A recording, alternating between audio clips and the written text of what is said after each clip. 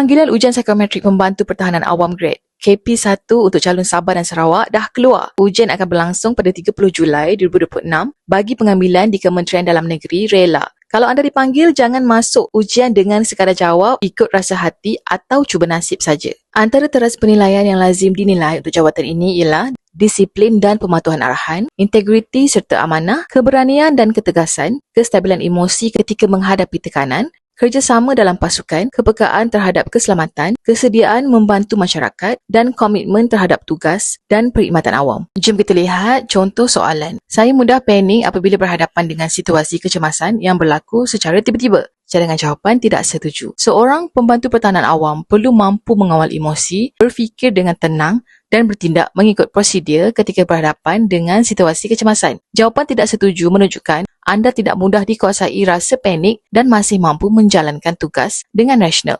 Tidak semestinya perlu memilih sangat tidak setuju kerana manusia tetap boleh berasa cemas apabila berlaku kecemasan. Yang penting rasa cemas itu tidak menyebabkan anda hilang kawalan atau gagal bertindak dengan betul. Sedikit tips ringkas, semasa menjawab, fikirkan nilai yang diperlukan dalam tugas keselamatan dan kecemasan. Pastikan jawapan anda menunjukkan seorang yang berdisiplin, stabil, boleh bekerjasama dan mampu mematuhi arahan. Jangan dalam satu soalan mengaku tenang ketika kecemasan, tetapi dalam soalan yang lain memilih jawapan yang menunjukkan anda mudah panik atau bertindak tanpa berfikir. Bagi calon yang masih keliru cara memahami maksud di sebalik soalan psikometrik, kami ada menyediakan rujukan lengkap dengan panduan menjawab, teras penilaian serta banyak contoh soalan bersama cadangan jawapan dan huraian. Untuk dapatkan rujukan tersebut, boleh klik link di bio sekarang ataupun di Chatsu. Semoga dipermudahkan segala urusan untuk semua calon pembantu pertahanan awam grade KP1 pada 30 Julai 2026 nanti.